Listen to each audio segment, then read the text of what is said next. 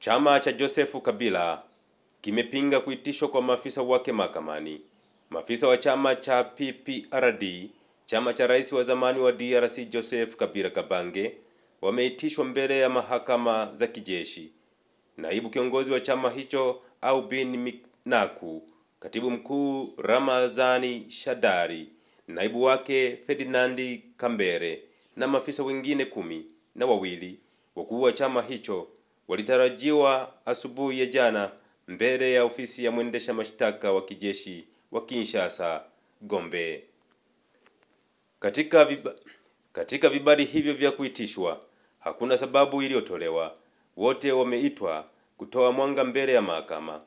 Mamlaka zinamshutumu rais huyo wa zamani kwa kuwaunga mkono waasi wa M23 walioteka miji ya Goma na Bukavu mashariki mwa DRC mwezi Januari na Februari.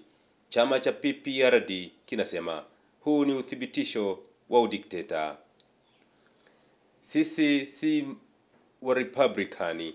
Tunashangaa kuona tunaanza kualikwa ili tutoe taarifa za uwezekano wa kushirikiana na vuguvugu la uasi tusilolijua na ambalo mamlaka zinafahamu kuliko sisi.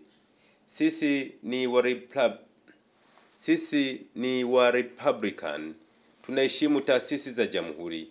Wakongo wanajua kuwa PPRD ndicho chama kikuu cha upinzani, amesema Franco Nzekwe wa PPRD kabla ya mkutano huo.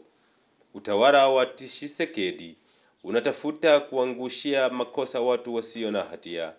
Sisi tuko watulivu na watu wa Kongo wanatambua siku hadi siku kwamba mamlaka ya utawala wa Tshisekedi inatafuta kuangushia makosa watu wasio na hatia na wananchi wanajua.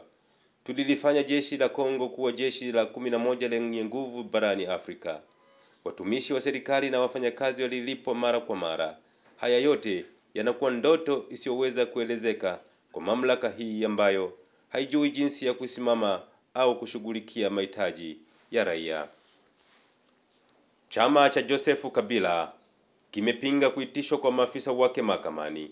Maafisa wa chama cha PPRD, chama cha rais wa zamani wa DRC Joseph Kabila Kabange, wameitishwa mbele ya mahakama za kijeshi.